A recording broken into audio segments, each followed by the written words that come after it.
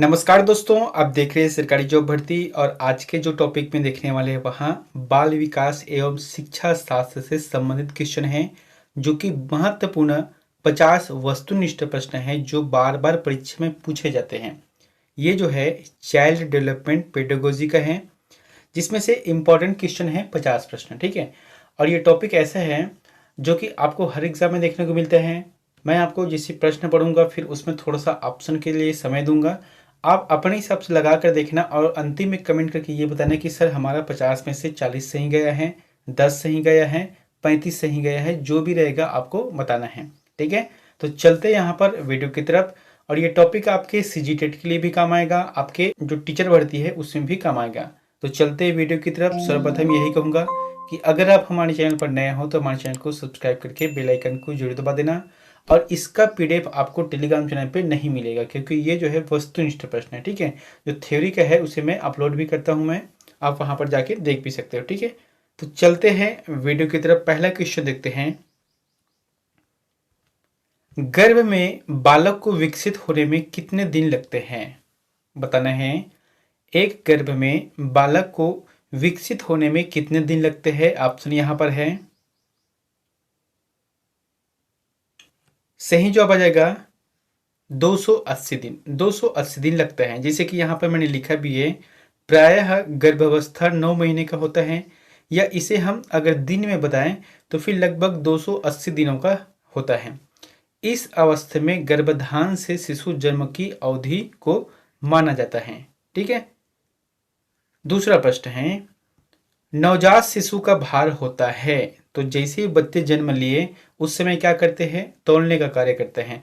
तो एक लगभग कितना होता है? ऐसे तो बच्चे अलग अलग होते हैं, कभी कोई बहुत कम वजन रहता है, कोई बहुत ज़्यादा वजन रहता है। तो एक अनुमानित होना चाहिए जो स्वस्थ बच्चे को होता है। इसका जो आंसर आ जाएगा 7 पाउंड रहेगा, ठीक है। 7 पाउंड कहा गया है। अगर हम इसे किलोग्राम में निकाले 7 पाउंड का तो 3 किलो 100 ग्राम होता है, ठीक है। 3 किलो 100 ग्राम होता है। तीसरा प्रश्न है, विद्यालय पूर्व अवधि की आयु क्या है? क्या बोला गया है? प्रश्न को समझना। विद्यालय पूर्व यानी कि विद्यालय जाने से पूर्व बालकों की जो आयु अवधि है वहां कितनी होती है बताना है आपको। सही जवाब आ जाएगा ए नंबर का, यानी कि 1 से 3 वर्ष, ठीक है। जैसे कि 1 वर्ष से 3 वर्ष तक से विद्यालय पूर्व की अवधि माना गया है। उसके बाद जो है वहाँ विद्यालय जाता है, चाहे वहाँ प्राइवेट में हो या सरकारी जगह हो। अगला है, हिंदी के अक्षरों को बालक किस आयु में पहचानने लगते हैं? बताना है। हिंदी के अक्षरों को बालक किस आयु में पहचानने लगते हैं, आपको ये बताना है। जैसे 3 वर्ष है, 4 वर्ष है, 5 वर्ष है या 6 वर्ष है। तो इसका जो आंसर किया जाएगा वहाँ 4 वर्ष रहेगा। देखो यहाँ पर क्या बोला गया है उस चीज को समझना। हिंदी के अक्षर है, ठीक है, जैसे का, खा, गा, घा, आबा, सादा, ये जितने भी शब्द है ना उसे बच्चे 4 वर्ष के आयु में जाता है तभी वह पहचानने लगता है। अगला है, एक 5वीं कक्षा के छात्र के कक्षा रूटीन में होना चाहिए। मान जो के बच्चे हैं वो 5वीं क्लास हैं तो उनका जो है रूटीन कैसा होना चाहिए? इसका जो जवाब किया जाएगा, प्रत्येक 45 मिनट के 5 पीरियड, यानी कि एक तो 5 पीरियड होता ही है उसमें, है ना। अब प्रत्येक विषय के लिए 45 मिनट का समय डिसाइड किया गया है। तो हुआ क्या कि प्रत्येक 45 मिनट का 5 पीरियड होना चाहिए और उसमें भी बीच बीच में जो लघु विराम रहता है वो सभी इसमें शामिल होते हैं, ठीक है। अगला है, प्राथमिक स्तर पर एक शिक्षक में निम्न में से किसे सबसे महत्वपूर्ण विशेषता मानना चाहिए? अब आपको बताना है कि ऐसे कौन सा है जिसको मानना चाहिए, कौन मतलब उसमें क्या विशेषता है उसे मानना चाहिए। तो धैर्य और दृढ़ता, ये जो है देखो छोटे से बालक को जब पढ़ाते हैं ना, छोटे से जब बच्चों को, तो उस समय टीचर का जो कार्य रहता है ना पढ़ाने के साथ साथ उसमें धैर्य और दृढ़ता भी होना चाहिए। क्योंकि बच्चे हैं, कभी कभी हम जो बोलते हैं उस चीज़ को करते नहीं है, तो उस चीज़ को संभालना है। कई बार जो टीचर मतलब उसमें चिढ़ जाते हैं कि बच्चे ऐसा करते हैं वो करते हैं, तो ऐसा नहीं। इसमें क्या होता है, बच्चे लोगों को समझाना ना तो प्यार से समझाना चाहिए, धैर्य के साथ समझाना चाहिए और दृढ़ता के साथ समझाना चाहिए। 7वां प्रश्न है, निम्न में से कौन सा शिक्षार्थियों में सृजनात्मक का पोषण करता है? अब यहाँ पर बताना है शिक्षार्थियों में सृजनात्मक का पोषण करता है, आपको बताना है। जैसे कि A B C D option है उसमें। वीडियो का आंसर अगर आप लोग स्वयं से देना चाहते हो तो वीडियो को पॉज कर लेना। पॉज करने के बाद आंसर को हमें कमेंट कर सकते हो। सही जवाब आ जाएगा प्रत्येक शिक्षार्थी की अंतरजात प्रतिभाओं का पोषण करना एवं प्रश्न करने के अवसर उपलब्ध करना है। देखो यहाँ पर क्या होता है, अंतरजात मतलब होता है उनमें जो छुपी हुई प्रतिभा है उनको विकसित करना है। अब बच्चे हैं, उसमें कोई ना कोई तो कला रहेगा, कोई पढ़ने में होशियार है, कोई खेलने में होशियार है, कोई गीत कविता भाषण बोलने में, या कोई अलग से रहता ही है। तो उन प्रतिभाओं का खोज करना है, साथ ही साथ उनको बढ़ावा देना है और अपने जो प्रश्न करने के जो अवसर रहते हैं, क्योंकि कहा भी जाता है कि जो बच्चे प्रश्न करते हैं इसका मतलब है उनका ध्यान पढ़ाई की ओर रहता है। तो इनको जो है प्रोत्साहन करना होता है, जो कि शिक्षार्थियों में सृजनात्मक का कार्य करता है। ठीक है, बी आंसर सही रहेगा। 8वां प्रश्न है बच्चों के संज्ञानात्मक विकास को सबसे अच्छे तरीके से कहाँ परिभाषित किया जा सकता है। बताना है बच्चों के जो संज्ञानात्मक विकास है, संज्ञानात्मक विकास किसने दिया है, जीन पियाजे का सिद्धांत है। तो सबसे अच्छे तरीके से कहाँ परिभाषित किया जा सकता है, जैसे खेल के मैदान में है कि घर में है कि ऑडिटोरियम में है या विद्यालय एवं कक्षा में है। सही जवाब आ जाएगा डी नंबर रहेगा। ठीक है, विद्यालय एवं कक्षा में परिभाषित किया जा सकता है। अगला है निम्न में से कौन पियाजे के अनुसार बौद्धिक विकास का निर्धारक तत्व नहीं है। बौद्धिक विकास का निर्धारक तत्व नहीं है जो कि पियाजे के अनुसार है, जीन पियाजे। ये रहेगा सामाजिक संरचना, है ना, सामाजिक संरचना जो कि बौद्धिक विकास का निर्धारक तत्व नहीं है। बाकी कौन कौन से है, अनुभव होता है, संतुलनीकरण होता है, लेकिन ए आंसर सही नहीं रहेगा। अगला है बालकों की सोच अमूर्तता की अपेक्षा मूर्त अनुभवों एवं प्रत्ययों से होती है, यह अवस्था है। तो ये कौन सी अवस्था है जहां पर इनकी सोच अमूर्तता की अपेक्षा मूर्त अनुभवों एवं प्रत्यक्षों पर या प्रत्ययों पर होती है। तो सही जवाब आ जाएगा 7 से 12 वर्ष तक की जो अवस्था रहता है इसे शामिल किया गया है, जो कि इसी में होता है। अगला है निम्न में से क्या एक बालक के चरित्र निर्माण में सहायक है। तो एक बालक के अगर चरित्र निर्माण करना है उसमें सहायक क्या है, तो समाजीकरण होता है। ठीक है, समाज में रहना है, समाज में के साथ चलना है, समाज के साथ उसमें कार्य करना है, ये सभी उनके चरित्र निर्माण पर निर्भर करता है। बशर्ते खाना प्यास ये सभी, इसमें आंसर सही नहीं रहेगा, ए आंसर सही रहेगा। अगला है विकास के संदर्भ में निम्न में से कौन सा कथन सत्य नहीं है। तो कौन से कथन सत्य नहीं है विकास के संदर्भ में, आपको ये बताना है। जैसे कि ऑप्शन यहाँ पर दिया गया है, उसमें सही जवाब आ जाएगा इनका बी नंबर रहेगा, यानी कि विकास उकसाने देने से नहीं होता। जैसे कोई विकास कर रहा है तो वो उस विकास में कोई उकसा रहा है, जबरदस्ती का उकसा रहा है या अच्छे काम के लिए भी उकसा रहा है, तो इसमें जो है उनका विकास नहीं होता, सदैव वहाँ अपने विनाश होता है या घाटा जो भी होता है। लेकिन जैसे कि बाकी ऑप्शन में क्या है, विकास की प्रत्येक अवस्था में खतरे हैं, तो बिल्कुल सही बात है भाई, हार और जीत तो लगा रहता है, खतरे रहते हैं, रिस्क रहते हैं। तीसरा ऑप्शन क्या है, विकास सांस्कृतिक परिवर्तनों से प्रभावित होता है। और चौथा ऑप्शन है विकास की प्रत्येक अवस्था की अपनी विशेषताएं होती है। ये जो तीनों ऑप्शन सही हैं, लेकिन जो कथन सही नहीं है बोला गया है वहां बी आंसर सही रहेगा। अगला है निम्न में से कौन सा विकास का सिद्धांत है, बताना है इसका आंसर क्या जाएगा। निम्न में से कौन सा विकास का सिद्धांत है, तो यहाँ पर जो सही जवाब रहेगा वहां बी नंबर रहेगा, यानी कि सभी की विकास दर समान नहीं होती है। बिल्कुल सही बात है। अगर कोई दो व्यक्ति हैं, ठीक है, अब दोनों आगे बढ़ता है, कोई भी काम करता है, तो दोनों का जो विकास दर रहता है ना, आगे पीछे रहता है। कोई आगे बढ़ जाता है, कोई पीछे रहता है, या कोई बाद में आगे बढ़ता है, बाद में पीछे हो जाता है, इस तरीके से होते रहते हैं। अगला है निम्न में से कौन सा विकासात्मक कार्य उत्तर बाल्यावस्था के लिए उपयुक्त नहीं है। बताना है निम्न में से कौन सा विकासात्मक कार्य उत्तर बाल्यावस्था के लिए उपयुक्त नहीं है। तो क्या आंसर आ जाएगा, पुरुषोचित या स्त्रियोचित सामाजिक भूमिकाओं को प्राप्त करना, ये जो है बाल्यावस्था के लिए उपयुक्त नहीं है, बाकी सभी उपयुक्त है।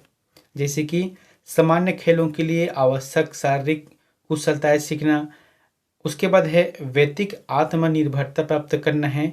और डी ऑप्शन है अपने हम उम्र बालकों के साथ रहना सीखना इत्यादि आंसर सही रहेगा। ठीक है, अगला है विकास का अर्थ है, तो आपको बताना है विकास का अर्थ क्या है। सही जवाब आ जाएगा अभिप्रेरणा एवं अनुभव के फलस्वरूप होने वाले परिवर्तन की उपरोत्तर श्रृंखला होता है। जैसे कि विकास करना है, एक तो होता है अभिप्रेरणा यानी कि हमको किसी से प्रेरणा मिलता है, स्वयं से प्रेरणा मिलता है। और एक होता है अनुभव यानी कि आप जिस कार्य को कर रहे हो उसमें आपका अनुभव कितना है। तो इनके फलस्वरूप जो परिवर्तन होता है, इन्हीं परिवर्तन के जो श्रृंखला रहता है उसे विकास कहा जाता है। अगला है खिलौनों की आयु कहा जाता है, तो खिलौने की आयु क्या है। जैसे कि बच्चे हैं, बच्चे एक निश्चित अवस्था तक से खिलौने खेलते हैं, तो वह कौन से आयु वर्ग है इसे बोला गया है। तो सही जवाब क्या जाएगा पूर्व बाल्यावस्था काल। पूर्व बाल्यावस्था काल तक से जो है बच्चे खिलौने खेलते हैं। जैसे कि इनका उम्र क्या रहते हैं 3 वर्ष से लेकर 6 वर्ष तक की आयु को कहा गया है पूर्व बाल्यावस्था काल कहा गया है। अगला है उत्तर बाल्यावस्था में बालक भौतिक वस्तु के किस आवश्यक तत्व में परिवर्तन समझने लगता है। भौतिक तत्व मतलब हम जिसे छू सकते हैं या हम जिसे देख सकते हैं, ऐसे जितने भी वस्तु है उसमें आवश्यक तत्व में परिवर्तन समझने लगता है। तो आंसर आ जाएगा द्रव्यमान, संख्या और क्षेत्र में। ये जो तीनों क्षेत्र है ना, इसमें परिवर्तन को समझने लगता है वहां। उत्तर बाल्यावस्था काल का जो समय कब से है 9 से 12 वर्ष तक की जो अवस्था है उसे कहा गया है उत्तर बाल्यावस्था काल। अगला है बाल विकास का क्या अर्थ है, बताना है बाल विकास का क्या अर्थ है। बालक का सर्वांगीण विकास, ये आंसर बहुत ही अच्छा है और ये प्रश्न कई बार पूछे गए क्योंकि हालांकि सामान्य से प्रश्न है लेकिन अच्छा है। ठीक है, देखो सर्वांगीण विकास मतलब बालक के मानसिक है, शारीरिक है, सामाजिक विकास है, भाषाई विकास है, उसके संवेगात्मक विकास है। तो कुल मिलाकर देखा जाए तो सब दृष्टिकोण से उनका विकास होता है, उसे सर्वांगीण विकास कहा गया है जो कि बाल विकास का अर्थ होता है। अगला है शैशव अवस्था में बालक का भार बालिका से खालिस्तान होता है। आपको बताना है कि जो शैशव अवस्था है, मैंने यहाँ पर लिखा भी है थोड़ा सा। रूसो ने बालकों की 3 अवस्था की कल्पना की है। एक रूसो है जो कि मनोवैज्ञानिक है, इन्होंने बालकों की 3 अवस्था निर्धारित की है। एक है शैशव काल जो कि 1 से 6 वर्ष तक का समय रहता है, एक है बाल्यावस्था काल जो कि 6 से 12 वर्ष तक का समय रहता है, और एक है किशोरावस्था जो कि 12 से 18 वर्ष तक के समय को कहा गया है। ठीक है, तो ये जो शैशव काल है यानी कि जो 1 से 6 वर्ष तक के आयु वर्ग में बालक का भार बालिका से होता है, तो ये रहेगा अधिक होता है। आप देखना हर उम्र में एक सेम उम्र के लड़का और लड़की की तुलना करेंगे ना, तो फिर उनका उम्र जो है लड़कियों की अपेक्षा थोड़ा सा ज़्यादा रहता है। ठीक है, अगला है बाल्यावस्था में शिक्षा का स्वरूप निश्चित करते समय निम्न में से किन बातों का ध्यान रखना चाहिए। आपको देखना है निम्न में से किन बातों का ध्यान रखना चाहिए। सही जवाब आ जाएगा पहला ऑप्शन किसे है, जैसे कि बालक की भाषा के ज्ञान पर बल दिया जाना चाहिए, तो बिल्कुल सही बात है। ठीक है, बाल्यावस्था काल में बच्चों की जो भाषा है उस पर ध्यान देना चाहिए कि क्या बोल रहा है। दूसरी बात है कि उसकी पुस्तकों की विषय सामग्री में रोचकता व भिन्नता होनी चाहिए। तीसरा है विद्यालय में रचनात्मक कार्यों की व्यवस्था की जानी चाहिए। तो ये सभी आंसर सही रहेगा जो कि बाल्यावस्था में शिक्षा का स्वरूप निश्चित करते हैं। अगला है बाल मनोविज्ञान की व्यवहारिक उपादेयता है। तो बाल मनोविज्ञान की व्यवहारिक उपादेयता है वहाँ क्या है, समुचित निर्देशन के लिए व्यवहारिक उपाय बता सकता है। क्या बोला गया है, समुचित निर्देशन के लिए व्यवहारिक उपाय बता सकता है, आंसर सही रहेगा। ठीक है, अगला है बालकों में सर्वप्रथम किस चिंतन का विकास प्रारंभ होता है। काफी अच्छा प्रश्न है कि एक छोटा सा बालक है उसमें सर्वप्रथम किस बात के लिए चिंतन का विकास होता है। तो प्रत्यक्षात्मक चिंतन यानी कि जो प्रत्यक्ष रूप से देखते हैं उनके बारे में वहां चिंतन करने लगते हैं। अगला है किशोरावस्था को जीवन का सबसे कठिन काल कहा जाता है क्योंकि। आपको बताना है किशोरावस्था, तो किशोरावस्था का जो समय है वहां 12 से 18 वर्ष है। अब इसे कठिन काल कहा जाता है, क्यों कहा जाता है क्योंकि इसमें शारीरिक परिवर्तन होते हैं। अब देखना एक लड़का और लड़की का देखना, इसी उम्र में उनका हाइट बढ़ता है, उनका वजन बढ़ता है, उनका शारीरिक जो ढांचा है वहाँ बदलने लगता है, और इन दोनों में भी लगभग 13 से 14 वर्ष की आयु में इनका जो यौवन काल है वहाँ भी जागृत होने लगता है। तो कुल मिलाकर देखा जाए तो फिर किशोरावस्था में जीवन का सबसे कठिन का कहा गया है। अगले है, इसका जो आंसर आ जाएगा ए नंबर आएगा, ठीक है। अगले है, बाल मनोविज्ञान में अध्ययन किया जाता है। तो बाल मनोविज्ञान बालकों का मनोविज्ञान है, तो इसका जो आंसर आ जाएगा गर्भकालीन अवस्था से परिपक्व स्तर तक से इनका ज्ञात किया जाता है। जैसे कि बाल मनोविज्ञान में क्या है, एक तो शून्य से लेकर उनके जो जन्म तक है, और जन्म से लेकर जो उनके एक निश्चित अवधि रहते हैं वहां तक किशोरावस्था तक से इसमें शामिल किया गया है। अगला है, निम्न में से किसने शैशवावस्था को सीखने का आदर्श काल माना है। तो शैशव अवस्था को जो सीखने का आदर्श काल माना है वहां वेलेंटाइन ने माना है। यहाँ पर देखते महत्वपूर्ण जानकारी कि शैशव अवस्था को सीखने का आदर्श काल कहा है। वाटसन ने शैशवावस्था में जो सीखने की सीमा तथा सीखने की तीव्रता है वहाँ किसी अन्य अवस्था में बहुत तीव्र होती है। यानी कि ये जो अवस्था है शैशव काल, कोई भी चीज़ को सीखना है उनके लिए सबसे बेहतर समय माना गया है, क्योंकि इस अवस्था में बच्चे जल्दी सीखते हैं। अगला है, निम्न में किसके अनुसार विकास परिवर्तन श्रृंखला की वह अवस्था है जिसमें बच्चा भ्रूणावस्था से लेकर प्रौढ़ावस्था तक गुजरता है, विकास कहलाता है। तो उसे क्या बोलते हैं बताना है आपको। जैसे कि यहाँ पर जो बोला गया है उसमें सही जो बजेगा मुनरो आंसर सही रहेगा। अगला है, निम्न में से किस अवस्था में बच्चे अपने समवयस्क समूह के सक्रिय सदस्य हो जाते हैं। तो समवयस्क जो समूह होते हैं उनके सक्रिय सदस्य हो जाते हैं। तो आंसर जगह किशोरावस्था, क्योंकि किशोरावस्था में 12 से 18 होते हैं, और उसमें जो है विपरीत लिंग के प्रति भी आकर्षण होता है, और अपने अपने जो समूह होते हैं उसमें इकट्ठा भी हो जाते हैं। हम उम्र है या सह उम्र होते हैं, समवयस्क होते हैं, ये सभी एक दूसरे से जुड़ा होता है, एक समूह बन जाता है। तो आंसर जाएगा किशोरावस्था रहेगा। अगले, मैं कौन हूँ, क्या हूँ, मैं भी कुछ हूँ आदि ऐसे प्रबल भावनाएं विकास की किस अवस्था की ओर इंगित करता है। तो ये किशोरावस्था को इंगित करता है, क्योंकि इसमें जो है विचार अन्य अवस्था की अपेक्षा इसमें ज़्यादा फैलने लगता है। यानी कि एक तो होता है दोस्ती यारी अपनी जगह है, ठीक है, बच्चे का विकास भी इस तरीके से होता है कि वह अपने लिए भी सोचना प्रारंभ कर देते हैं। इसलिए कहता है कि मैं कौन हूँ, क्या हूँ, मैं भी कुछ हूँ, इतना यहाँ सोचने लगता है। अगले है, राम खिलौनों को तोड़ता है और उसके देखने के लिए अलग अलग कर देते हैं, आप क्या करेंगे। ठीक है, आप देखना कोई छोटा सा बालक है उसे आप खिलौना दे दो, एक इलेक्ट्रॉनिक मोटर दे दो, ठीक है, वहाँ 1-2 दिन तो चलाएगा, उसके बाद उसे तोड़ने लगता है, उसके नट बोल्ट को खोल कर देखते हैं कि इसमें है क्या, किस वजह से चलते हैं। ये लगभग सभी के घर में होते हैं। तो ये क्या होता है आपको बताना है। तो उसमें आप क्या करेंगे, आंसर जाएगा बी नंबर, यानी कि उसके जिज्ञासा स्वभाव को प्रोत्साहित करेंगे और उसकी जो ऊर्जा को सही दिशा में संचारित करेंगे।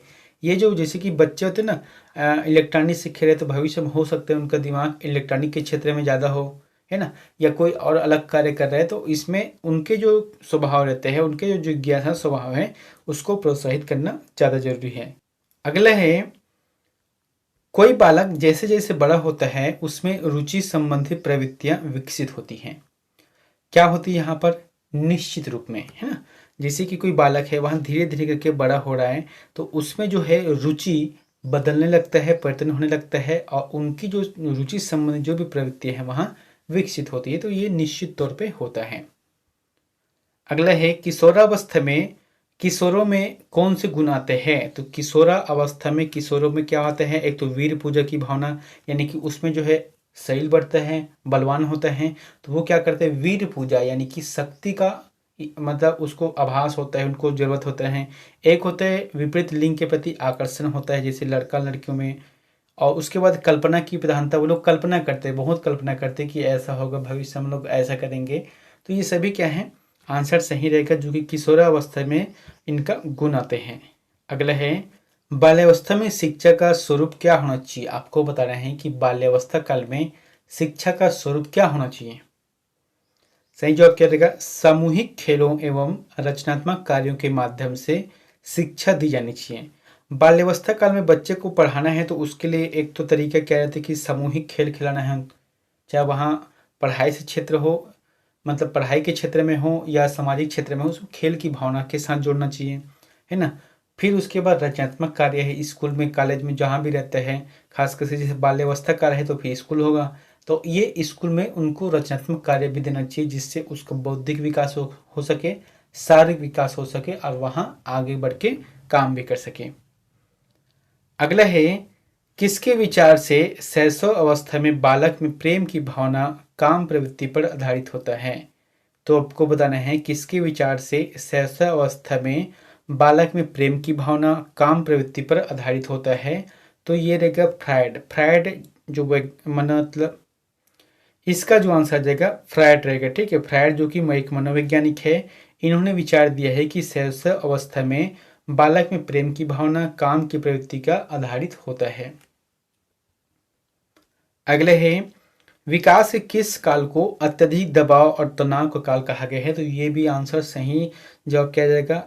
इसका जो आंसर आ जाएगा किशोरावस्था रहेगा। ठीक है, मैंने शुरू से बताया था किशोरावस्था का जो उम्र रहता है वहाँ 12 से 18 रहते हैं और इस उम्र में बच्चे का जो विकास है शारीरिक दृष्टि से हो, मानसिक दृष्टि से हो, सभी दृष्टिकोण से बढ़ने लगते हैं और इन पर जो है अत्यधिक दबाव और तनाव का काल भी कहा गया है। इसलिए कहा गया है क्योंकि ये अपनी कल्पनाओं पर जीते हैं, साथ ही साथ ये जो बुनियादी है यानी कि भविष्य में क्या करना है, कैसे करना है, वो सभी इसी में निर्भर रहते हैं। साथ ही साथ जो बताया था आपको, ये सभी इसी में आ जाएगा। अगला है, माँ बाप के साये से बाहर निकल अपने साथी बालकों की संगत को पसंद करना संबंधित है। तो ये रहेगा पूर्व किशोरावस्था में रहता है, यानी कि देखना पूर्व किशोरावस्था का जो समय है वहाँ 9 से 12 वर्ष हैं। तो इसमें क्या होता है कि बच्चे जो है अपने माँ बाप के साथ तो रहते ही है, लेकिन वह उससे अब धीरे धीरे दूर होकर क्या करते हैं, अपने जो दोस्ती यारी है, अपने जो सहपाठी बालक है उनके साथ वहाँ खेलने कूदने लगते हैं, उनका समूह का निर्माण करने लगते हैं। अगले है, संकल्पनाओं की व्यवस्थित प्रस्तुति विकास के निम्नलिखित किन सिद्धांतों के साथ संबंधित हो सकती है? सही जवाब आ जाएगा, विकास सापेक्ष रूप से क्रमिक होता है। डी आंसर सही रहेगा। अगला है, निचली कक्षाओं में शिक्षण की खेल पद्धति मूल रूप से आधारित है। तो जो निचली कक्षा में रहता है उसमें शिक्षण की खेल पद्धति है किस पर आधारित होते हैं?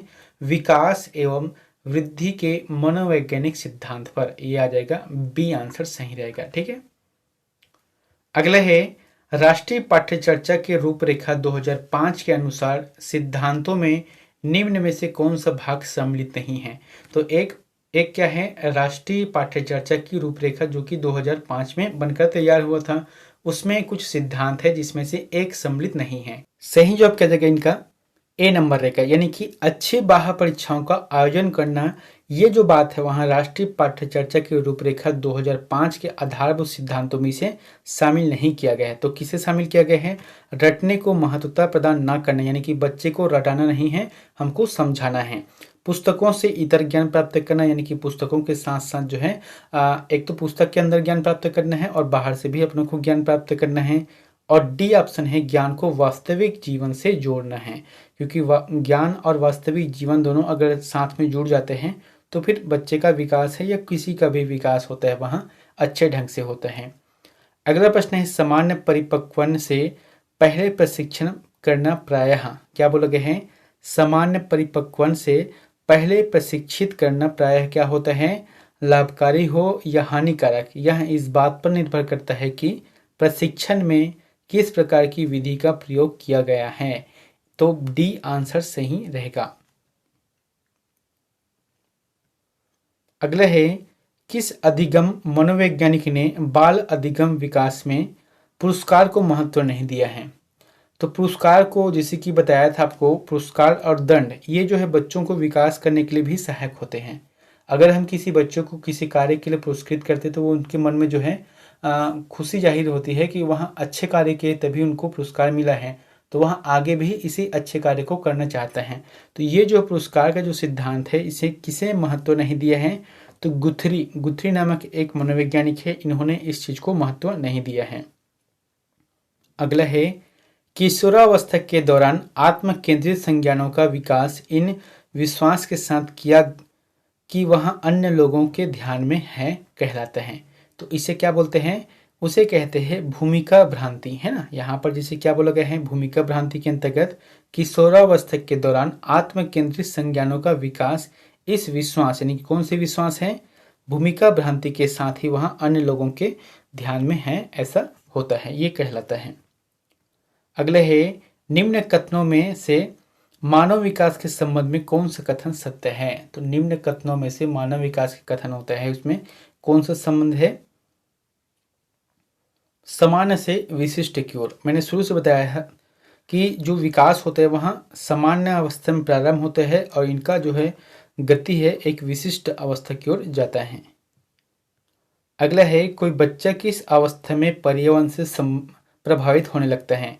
तो कोई बच्चा है वहाँ पर्यावरण से प्रभावित होता है, तो कौन से अवस्था से होता है, बाल्यावस्था। बाल्यावस्था से ही बच्चे पर्यावरण से प्रभावित होने लगता है।